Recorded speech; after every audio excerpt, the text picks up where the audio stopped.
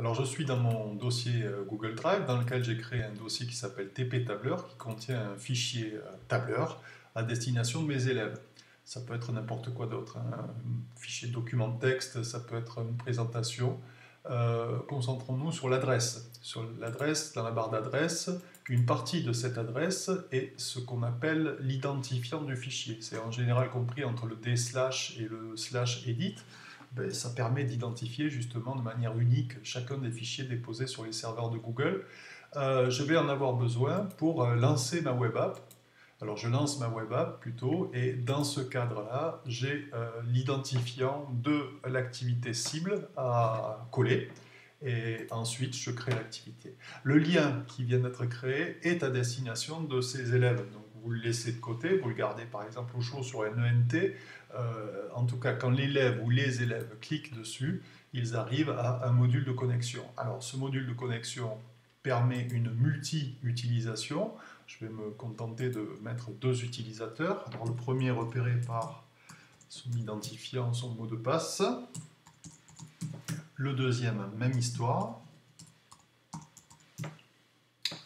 Mot de passe.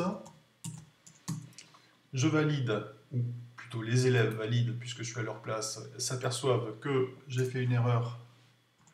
Donc, ils revalident, et au bout d'un certain temps, parce qu'il y a un certain nombre de choses sont en train de se passer, un fichier arrive sous les yeux des élèves, alors le patient TSVP, voilà, et bien ils commencent leur activité, l'activité que j'avais prévue pour eux.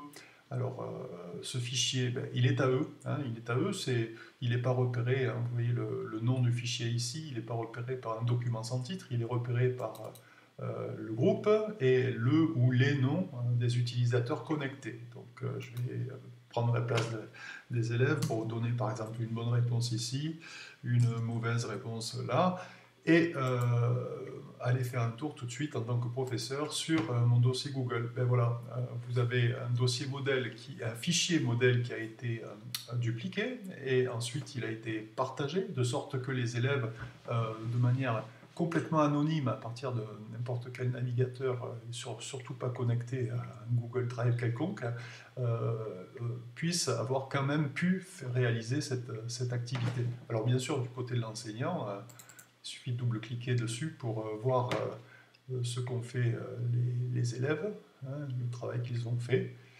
Et tout ceci a pu être fait de manière complètement transparente grâce à une appli très très simple à développer. Je vous propose dans le présent tutoriel de l'installer chez vous.